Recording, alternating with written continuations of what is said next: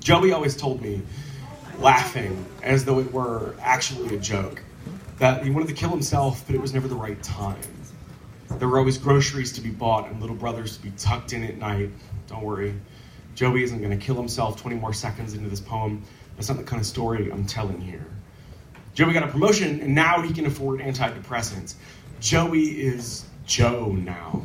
Joe is a cold engine in which none of the parts complain. Joe is a brick, someone made out of fossils. If you removed money from the equation, Joey would have been painting elk on cave walls. People would have fed him and kept him away from high places, because look at those elk. I think that the genes for being an artist and mentally ill aren't just related. They're the same gene, but try telling that to a bill collector.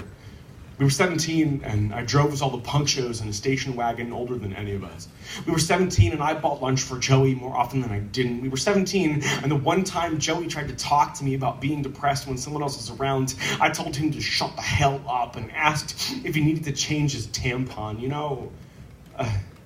In that moment, when the cartoon realizes he's taking 3 steps off the cliff, and he takes a long look at the audience like we're holding the last moving box in a half-empty house.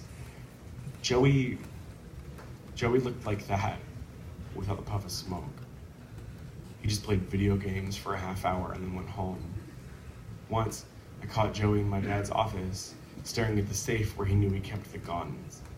Once, Joey molded his car into the shape of a tree trunk and refused to give a reason why. I once caught Joey in biology class, staring at his scalpel like he wanted to be the frog, splayed out, wide open, so honest. There's one difference between me and Joey. When we got arrested, bail money was waiting for me at the station. When I was hungry, I ate. When I wanted to open myself up and see if there really were bees rattling around in there, my parents got me a therapist. I can pinpoint the session that brought me back to the world. That session cost $75. $75 is 2 weeks of groceries. It's a month of bus fare. It's not even a school year's worth of new shoes. It took weeks of $75 to get to the one that saved my life.